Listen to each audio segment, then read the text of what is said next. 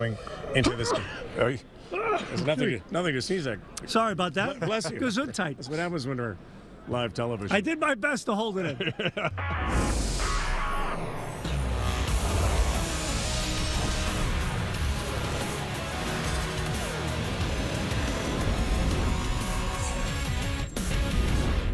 It is Sports Center. Jan Dan, brought to you by our friends at Tim Hortons. I speak for an entire country, but everyone's got Raptors fever. It was another massive game as the Raptors had, they came home, they evened the series. Yep. Now they're trying to attempt to be the first team to win away from home in the Eastern Conference Finals. That's right, Dan. And before the games in Toronto, Charles Barkley in Jurassic Park predicted that the Raptors would win both those games. I said maybe he's pandering to the crowd. Surely he wouldn't pander to the crowd in Milwaukee. Okay, let's see. I guarantee the Milwaukee Bucks are going to win tonight. Okay, that's fine. That's fine. That's fine, Charles. Because I think all of Raptor Nation still had faith that the Raptors were going to get it done. But it was not an easy start for the Raptors in Milwaukee in this particular game number 5, I can tell you that. And why do I know this? Because I watched the game, and I can tell you what happened. No such thing as another.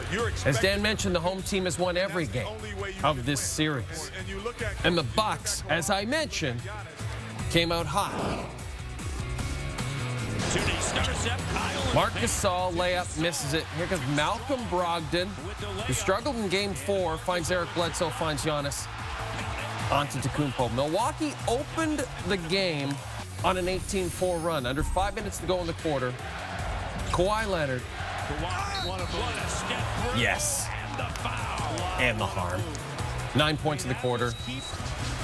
Milwaukee up 10 after 1. Second quarter. Fred VanVleet, new dad to Pascal Siakam to Leonard. Part of a 12-2 Raptor run as Toronto erases a 14-point deficit. Then Leonard over Nikola Mirotic. Drake, he was at Jurassic Park on stage in some sort of makeshift living room setup. Third quarter, Antetokounmpo runs over Kyle Lowry, lays it in. Bucks would lead by as many as 12 in the third quarter, but once again, back come the Rappy Raps. Then he'll trigger it. Got it. It's on the bounce. Powell gets in the lane. Fred VanVleet. Yes, he did. VanVleet with his 5th triple again. The makeshift living room. Raptors still down 3 after 3, fourth quarter, down to Leonard. Toronto's got the lead. Leonard guarded by Brook Lopez. He's got his 7th 35-point game of the postseason. Then Siakam to Norm Powell. No. Spicy P finishes it off. Toronto's up by 8, under 3 to go. Brook Lopez from way downtown. We're tied at 93. Let's go back to the new dad, Fred Sr. Kawhi Leonard gives it up. Fred, the open 3. Got it! Bucket and book it! Matt Devlin on the call. Fred VanVleet, 7th 3 of the game. New career playoff high, 21 points, under 30 seconds to go. Bucks down 3. Brogdon guarded by Siakam. Loses it.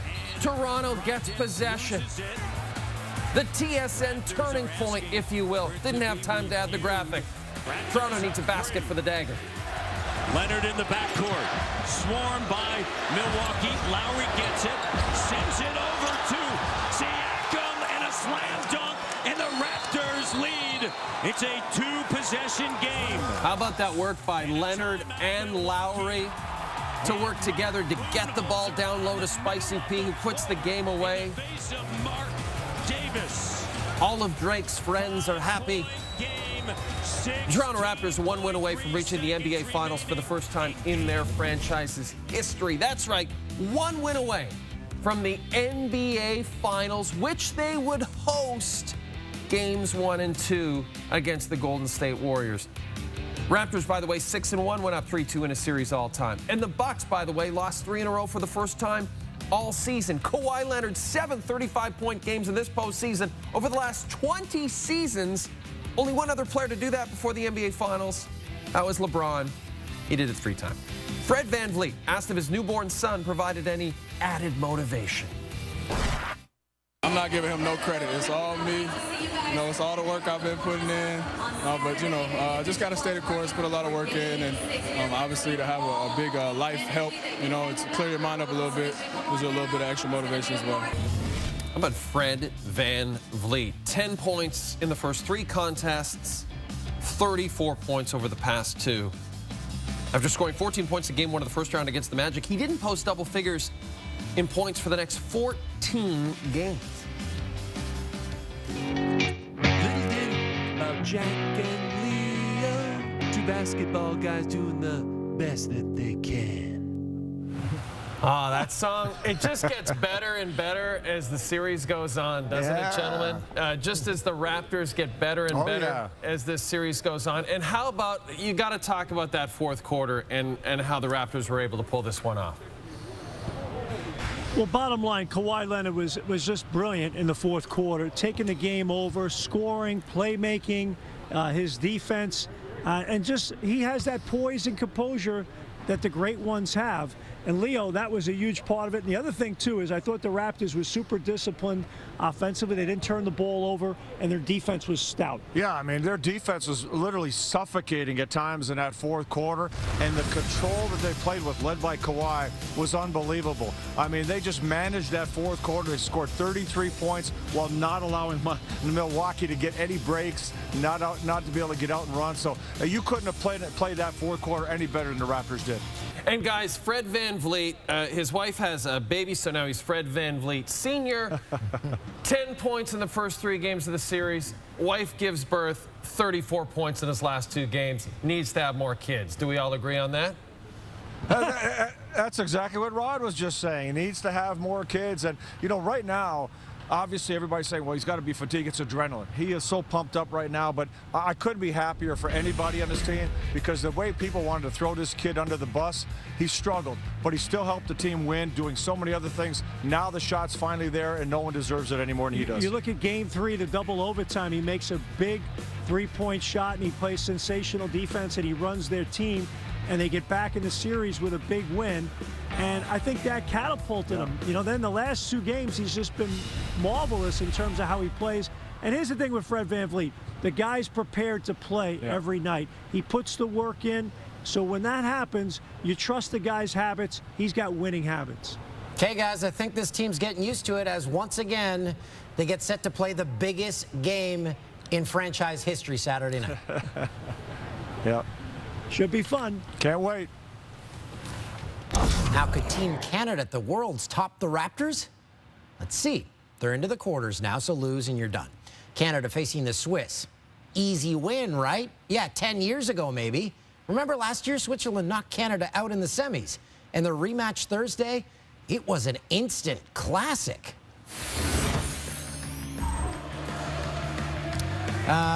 They won 3 of the past 4 meetings overall, the Swiss have.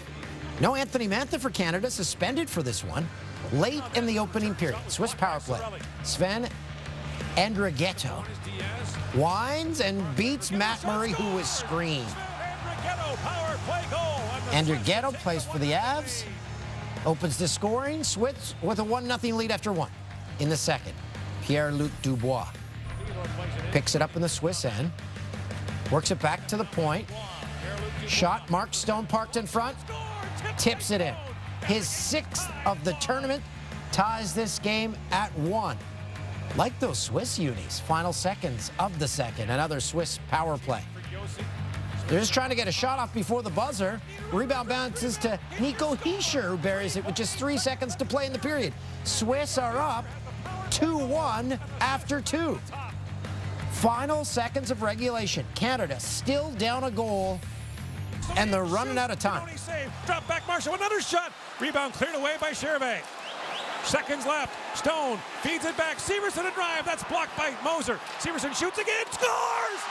Right at 0. The puck crosses the line. And now the question will be, was there time left on the clock? Watch this. Watch this. Does it? It does.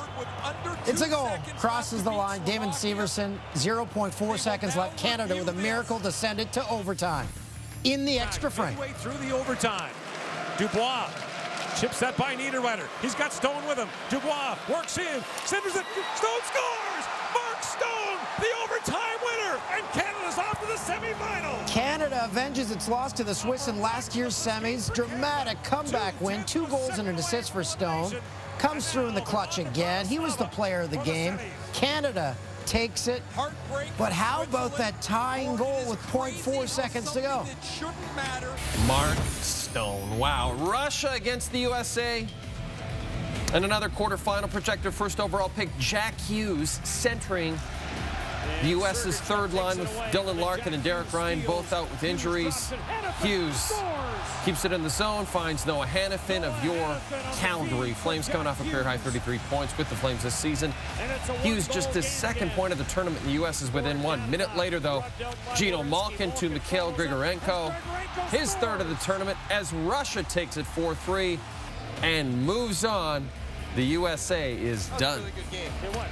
Finland playing Sweden, their rivals. Swedes up 2-1 in the second. Elias Pettersson slams on the brakes and snipes while falling to the ice. Pettersson, a Calder Trophy finalist, at 66 points with Vancouver this season, his 3rd goal of the tournament. Late in the 3rd, Finns down 4-3. Their net's empty. Henrik Lundqvist makes the initial save. Scramble in front. Marco Antila pots a loose puck. The Finnish captain with his first point of the tournament. They are headed for overtime. In the extra frame of this one, Finns, odd man rush. Sakari Manninen keeps, scores. Manninen with a goal and 3 assists as the Finns come back and eliminate the defending champs. So, who is everyone facing now? Well, they face the Russians in the semis. That's great news for Canada because Russia is a powerhouse. Canada, they're trying to advance to the final and play for their 27th World Hockey Championship gold medal, first since 2016, and they face the Czech Republic. Both games are on Saturday, and both are on TSN. The Blue Jays wrapped up a 4-game set with Boston Thursday afternoon, and after the game announced they were calling up Lourdes Gurriel and Kevin Biggio. That's right, the son of Hall of Famer Craig Biggio, who's been tearing it up in the minors. Another of the Jays' bloodline prospects whose time has come. But first, the highlights of that Thursday game. Clayton Richard making his Jays debut coming off the IL. Came to Toronto in a trade to San Diego last December. Before committing to baseball, he was a quarterback at Michigan with the Wolverines in 2004. Backed up current Chiefs backup Chad Henne. Threw for 52 yards in 4 appearances. Couldn't get on the field, decided to go to baseball, and it's worked out for him. He's had a pretty good career, getting some help from his D in this one. Mookie Betts slices it to right. Billy McKinney, nice sliding catch. He was sent down to the minors after the game. Then in the 4th, Rafael Devers chopper. Vladdy Guerrero Jr. from, my wife calls it his seat.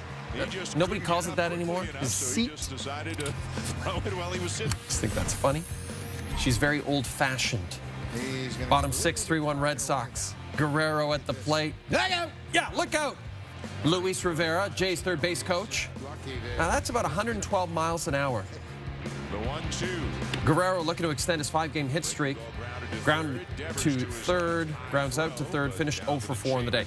So the Jays are down 8-1 in the 9th. Guerrero, though, another great play. Who said he couldn't play the hot corner? Toronto is 10 games below 500. Getting started. On this television program, the Sens snag one of Mike Babcock's top assistants as their new head coach. We've got the details. Coming up, SportsCenter with Jay and Dan on TSN. All right, let's go over and talk more Raps. Yeah. This is amazing. 1 win away from the NBA Finals. I think I speak for everyone. Inject all things Raptors right into my bloodstream. Well, let's do it right now. Okay. Drake. Well, you may have heard of him. He's a rap star. Big fan. That sweater we were talking about, I guess it's sold out. The D-squared one? Yeah, the $600 sweater. I'm not surprised. Well, he was watching. He'll never wear it again. He's not going to wear the same thing twice. He was watching Game 5 down at Maple Leaf Square in Jurassic Park, and he celebrated with the fans as the final seconds ticked down. And then afterward held a little impromptu media conference He gave a prediction for Game 6. All we are is proud and passionate. We are like a college sports team. The Toronto Raptors are a college sports team, I promise you. I love Toronto. I love this team, and we're going to the NBA Finals. Let's go! We looked at tickets. So far, to get in the building, you're looking at about 500 American. Perfect. Just to get in. That's a drop in the bucket for you. So we'll look forward to seeing you courtside with Drake in your matching hoodies on Saturday. If you are there, you're going to see Kawhi Leonard. He continues to dominate for the Raps. Multiple groups want to make sure he continues to do that for years to come. One initiative is called Quine and Dine. More than 50 restaurants in Toronto offering the rap star free meals for life if he resigns. Uber, Lyft, a recording studio, a law firm, they have all offered him free lifetime services. Kawhi's also been offered a penthouse condo for free if he stays. Now, what can we offer him? I think we can unlimited Coors Slices. That's right. Coors Slice is the beer of the summer. We can offer you unlimited Coors Slice as well. Our friends at Tim Hortons have generously offered free double-doubles and free chicken sandwiches for life. Did we check in with our sponsors first? We did not. We're making assumptions, and I'm pretty sure we're solid in that assumption. And I'm pretty sure he can even get a 4x4 at Timmy's if he wants. Oh, the jumbo 4x4. Yeah, that is a classic drink. 4 sugar. 4. That's a lot. The Ottawa Senators, this is big. They've named DJ Smith the 14th head coach in franchise history. Smith spent the last 4 seasons as the assistant coach with the Toronto Maple Leafs. GM Pierre Dorion talked about why he was the right choice for the job. There are 7 guys that could have had this job. But at the end of the day, we went with what we felt was the best decision, and I went with my gut, and DJ Smith was our choice. As a first-time head coach in the NHL, to grow with these guys, it was important for me, and it's something I really wanted, was to be able to grow with the group. And I'm always about team first. Everywhere I've been, it's we before me. And the big thing is that we can do this together. And I can't be more excited to be able to start fresh with a group and a bunch of young guys that are hungry. I watched them last year. I'll always accept players that don't have the most talent, but we'll never accept here, again, the players that don't compete. And I know DJ's going to make players accountable. There is no doubt. That's the one thing I'm sure about, that players will be accountable here. So I'd like to get Pierre Dorion on this show. I really would. The offer's out there. The so offer Sens fans, you got to be happy. You got a coach now. That's right. And should take over that scoring race soon as the Blues get set to take on Boston. They know shutting down that #1 ranked power play and that #1 line will be their major priority. They get a lot of momentum from their power play. Got to make sure we keep that 5-on-5, and that top line obviously is a big key to their team. So we've played these top lines pretty well so far in first 3 series, whether it's Winnipeg, Dallas, and obviously last series. So we continue to shut down that top line, use our depth the best we can. They do everything well. You know, they can score in all different ways, like off the rush, you know, cycling in zone. They look for each other. They find each other. They have great chemistry together. They've been together for quite some time now, and obviously been one of the better lines in the National Hockey League. Again, we play pit stains or Mike Shadows. Shadows. Yeah. It's a tough game. Yeah, and looks like those guys might have been sweating under those lights, or maybe it was, again, just shadows. Horrible news for Canadian tennis fans as Milos Raonic was forced to withdraw from the French Open, which starts on Sunday. Raonic hasn't played since hurting his knee in March. He also missed last year's French. A few years ago, a Raonic withdrawal would have left Canadian tennis fans grasping at straws for players to watch. Not now, as 4 Canadians still remain in the main draw. Bianca Andreescu, Jeannie Bouchard, Denis Shapovalov, and Felix Auger-Aliassime, who is still alive in the Lyon Open. It's his final French Open tune-up, facing Steve Johnson in the quarterfinals. Steve Johnson. Sounds made up. Forehand. Winner. He took the first set, 6-4 after dropping the second set. In the third, freezes Johnson with the backhand. Cold serve. Next game, Auger-Aliassime takes advantage of a short ball and forehand winner. Stumbled a little bit on the Took the third and deciding set 6-4. So he advances to his third ATP semifinal of 2019. Chapo is also in the quarters, taking on Frenchman Benoit Paire, down a set. Check out this shot from Denis Shapovalov. The huge one-handed backhand down the line. What a winner from the 3 seed. He'd take the second set 6-4 to even up the match. But Chapo, who converted just 1 of 5 break opportunities on the day, finds himself in a third set tiebreak. After going up 3-love, the 20-year-old drops 7 of the next 8 points, including this forehand winner from Paire. As Chapo bows out of the Lyon Open and is now just 2-5 on clay. And that's not good because the French Open is played on clay. And the first round begins Sunday at 5 a.m. Eastern. I love getting up early with my coffee and my croissant. It's on TSN. Candies. Look at this tying goal. Canada with 0.4 seconds to go. The replay of it crossing the line, hopefully, yeah, right here. Yeah. And Canada won in overtime. The Atlanta Braves have all these terrific young players. One of them, Austin Riley, makes a great sliding catch in front of his teammate, Dansby Swanson. Watch the end of this college baseball game. Auburn up 1. LSU ties the catcher doesn't know where the ball is. So a run scores, then when he finds the ball, throws it away. And the winning run scores. I've never seen that before.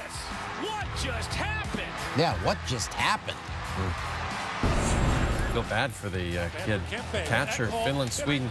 Kevin Lankinen, post to post to Rob Matthias Ekholm with a goal. That's classic Lankinen. David Bakhtiari showing off his drinking skills at the Bucks-Raptors game. The offensive lineman who usually protects Aaron Rodgers from defensive players really makes Rodgers look bad here in this chugging contest. That's the daughter of the Bucks owner wearing a Pusha T t-shirt, which apparently Drake thought was pretty funny. Yeah, Drake made that his new profile picture on some social media. I don't know what social media he's on. I'm sure he's on all of it. Kawhi steals on his Instagram. He's Champagne Poppy. Maybe you should toss him a follow. He could use some love. Okay. Rafael Devers grounded to third. Vladimir Guerrero from his seat. Again, old-fashioned terms. That's the kind of stuff my wife loves. Champagne Poppy. Oh, yeah, there it is right there.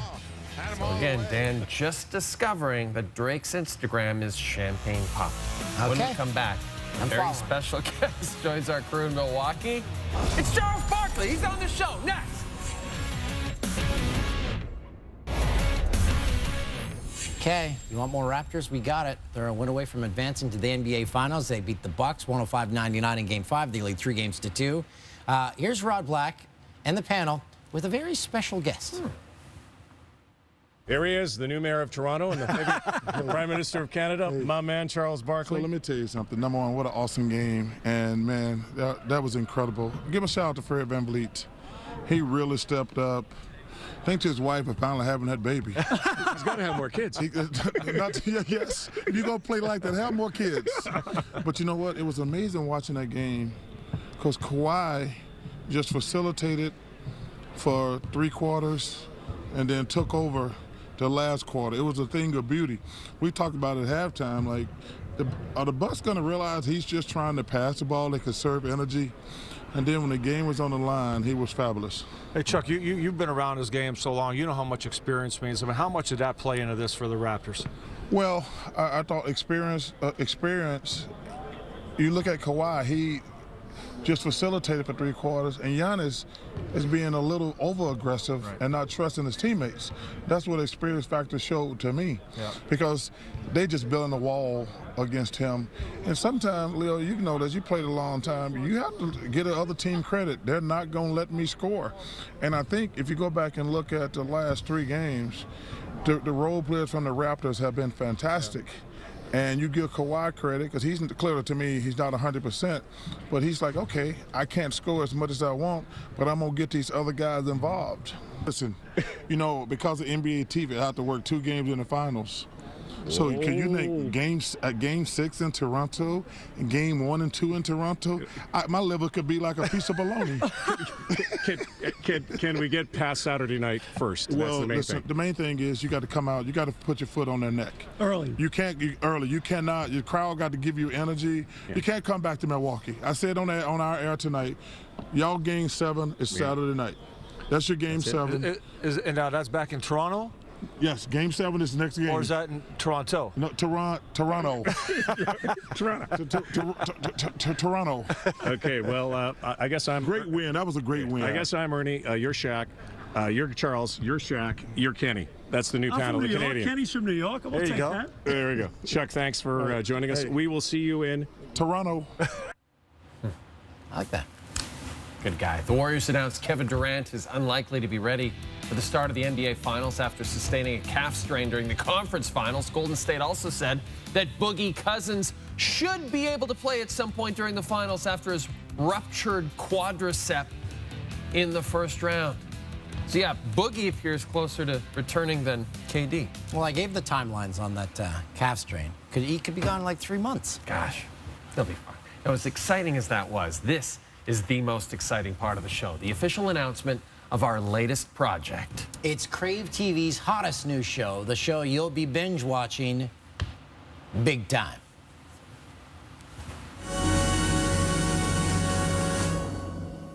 There's an epidemic threatening our planet.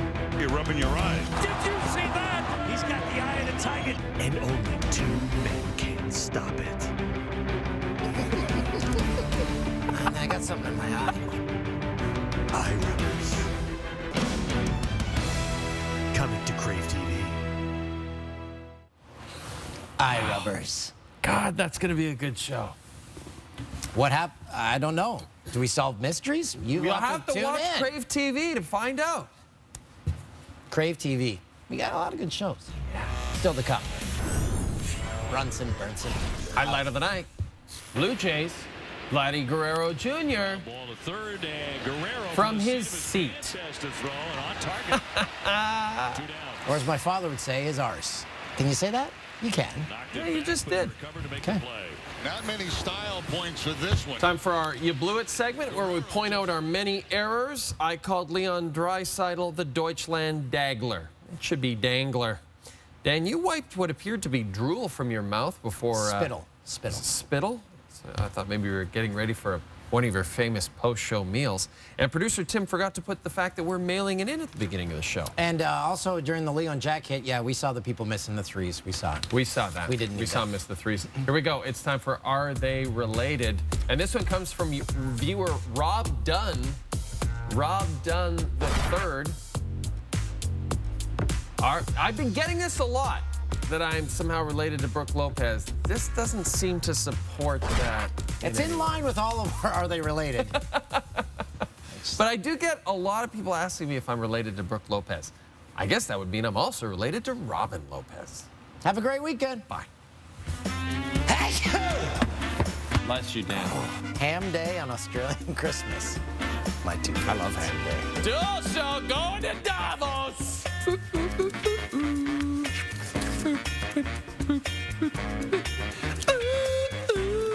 For some reason, it feels like I've already written 48 intros for the Mets and Nats so far this season. For some reason, it feels like I've already written 48 intros about Christian Yelich so far this season. Glenn, great haircut. Thank you. Maybe you've got a new strain of rabies. And can humans get rabies? Yes, they can.